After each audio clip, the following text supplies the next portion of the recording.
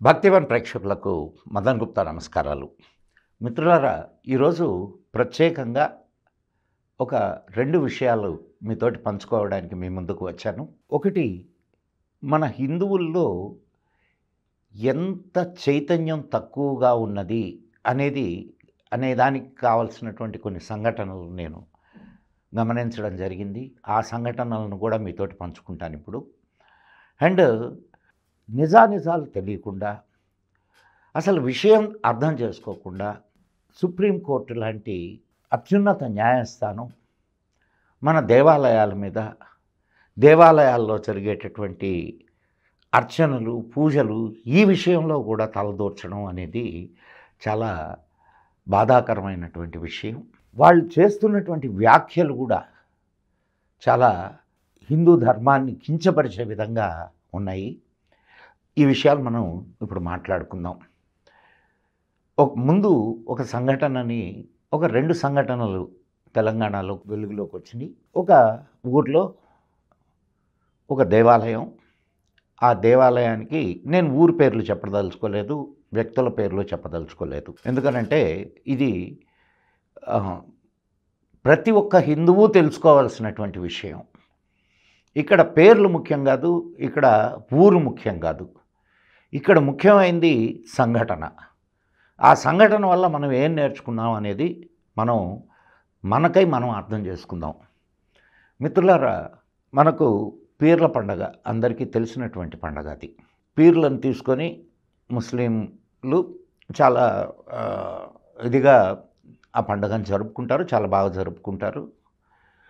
వాళ్ళ వీరులు చనిపోయిన దానికి గుర్తుగా పీర్లని నెత్తకెత్తుకొని అంటే వీరావేశంతో ఆ పీర్లని కొలుస్తారు. ఇది పీర్ల పండగ యొక్క ప్రాశస్త్యం.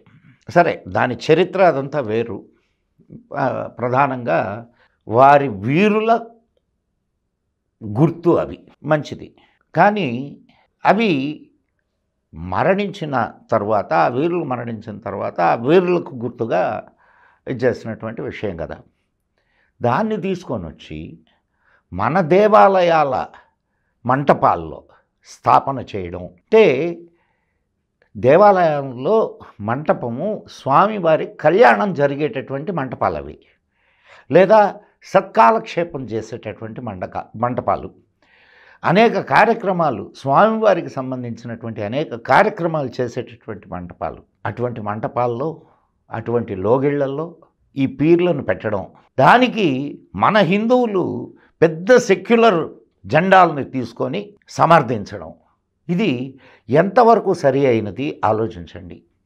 శవాలకు గుర్తుగా ఉన్నటువంటి పీర్లను తీసుకెళ్ళి మనం మంటపంలో, కళ్యాణ మండపంలో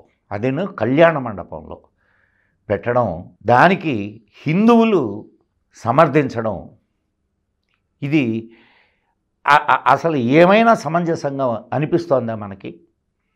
ఇలాంటి వాటిని మనం వాళ్ళని విభేదించడం లేదు, విరోధించడం లేదు. హాయిగా వాళ్ళ పండుగల్ని వాళ్ళు చేసుకొనివ్వండి.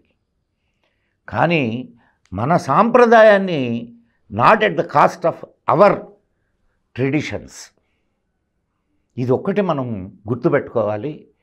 హిందువుగా ఆలోచించడం నేర్చుకోండి. హిందూ ఎప్పుడూ సెక్యులరే, కానీ తన దేవాలయాలని కూడా అప్పచెప్పి సెక్యులర్ కావాల్సిన అవసరం లేదు. ఎన్ని దేవాలయాలు కూలగొట్టారు, వాటిని గురించి ఏనాడన్నా ఆలోచించారా? ఇటువంటి సంఘటనలకు సపోర్ట్ చేసేటటువంటి హిందువులు మీ ముత్తాతల కాలంలో ఎన్ని హింసలు పెట్టారో కళ్ళు మూసుకుపోయి ఉన్నారు మన హిందువులు. ఇప్పటికైనా కళ్ళు తెరవండి. సోదరభావంగా ఉండవద్దు అని మేము చెప్పడం లేదు, ఒక్కటే గుర్తుపెట్టుకోండి. ఎప్పుడైనా సరే ఎవరి హద్దుల్లో వాళ్ళు ఉంటే చాలా మంచిది. హిందువులు కూడా ఏదో పార్టీకి అఫిలియేట్ అయ్యి సెక్యులర్లు కావాల్సినటువంటి సిగ్గుమాలిన పనులు చేయవద్దు, దయచేసి చెయ్యవద్దు. మన దేవాలయాలు పవిత్రమైన దేవాలయాలు, మన పవిత్ర దేవాలయాలని పవిత్రంగా కాపాడుకుందాం. ఎస్, వాళ్ళ పీర్లు పవిత్రమైనవి, వాళ్ళు పీర్ల పండగ చేసుకుంటారు, వాళ్ళకు పవిత్రమైనవి. కానీ అటువంటి పీర్లను తీసుకొని వచ్చి మన గుడిలో పెట్టి పూజించాల్సిన అవసరం లేదు. మిత్రులారా, ఈ విషయం మీరు అందరూ గమనిస్తారని నేను కోరుకుంటూ ఉన్నాను. మరొక విషయం, అభిషేకానికి మన సుప్రీంకోర్టు ఒక అద్భుతమైన తీర్పు ఇచ్చింది. ఏమిటయ్యానంటే, జెర్సీ ఆవు పాలనైనా సరే అభిషేకానికి వాడవచ్చు అని. ఇక్కడ ప్రత్యేకంగా జెర్సీ ఆవు పాలన గురించి నేను మీతోటి చెప్పదలుచుకున్నాను. ఈ జెర్సీ ఆవు పాలు ఎంత భయంకరమైనయో అమెరికన్ శాస్త్రవేత్తలు నిరూపించారు. ఒక్కసారి మీరు యూట్యూబ్లోకి వెళ్ళి డెవిల్ ఇన్ ద మిల్క్ అని కానీ మీరు టైప్ చేస్తే ఈ జెర్సీ, హోలిస్టైన్, హెచ్ఎఫ్ వీటి పాలు అంటే సంకరజాతి పాలు, సంకరజాతి ఆవుల పాలు ఎంత భయంకరమైనయో, దానివల్ల జెనెటిక్ చేంజెస్ ఎలా వస్తాయో, చిన్న బిడ్డలకి ఆ పాలు తాపిస్తే చిన్న బిడ్డలు చచ్చిపోతారని ఆ పరిశోధనలో తేలింది. అండ్ అటువంటి పాలని తీసుకెళ్ళి దేవుడికి అభిషేకం చేయమనడం ఎంత దౌర్భాగ్యకరమైన విషయం. పైగా దానిని ప్రశ్నిస్తే దేవుడు వచ్చి మీతో చెప్పాడా అని మాట్లాడడం ఎంత హాస్యాస్పదంగా. హిందూ ధర్మం అంటే అసలు ఈ కోర్టులకి హిందూ ధర్మంతో, హిందూ ఆలయాలతో ఏం పని? ఎన్ని నీళ్లు పోయాలో వాళ్ళే నిర్ణయిస్తారా? ఎన్ని పాలు పోయాలో వాళ్ళే నిర్ణయిస్తారా? ఏమి దౌర్భాగ్యం అండి మనకి. ఆలోచించండి మిత్రులారా. ఇటువంటివన్నీ అరికట్టబడాలి అనంటే హిందువులు ఏకం కావాలి. హిందువులు ఏకమై తమ డిమాండ్ను వినిపించగలిగితే ఖచ్చితంగా ఇటువంటివన్నీ సర్దుకుంటాయి. మేము ఆ సంకరజాతి ఆవుల్ని పూతన అని పిలుస్తాం. ఎందుకనంటే పూతన కృష్ణుడికి విషపు పాలని ఇచ్చింది.